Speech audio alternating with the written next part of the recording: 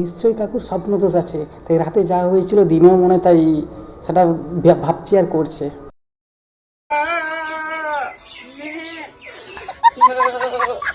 সময় দাদার ছাগলটা একটা ভালোই উঠছিল, ঠিক আছে, দেখছিল দিদি বসে দেখছে যে দাদার কখনো উঠে, জান দাদারটা তো একটু বসে একটা, ঠিক আছে, এক্ষুনি কুঁচকে যাবে, তাই দেখছে।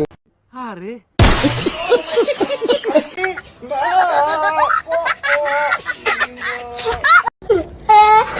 কাকু, তুমি যেখানে ক্যামেরা অন করে ভিডিওটা করছো না, সেখানে ওই বদা ডাক দেওয়া ঠিক নয়, ঠিক আছে, বদা ডাক দিতে গেলে ঘরের ভিতরে যেতে হবে, ঠিক আছে।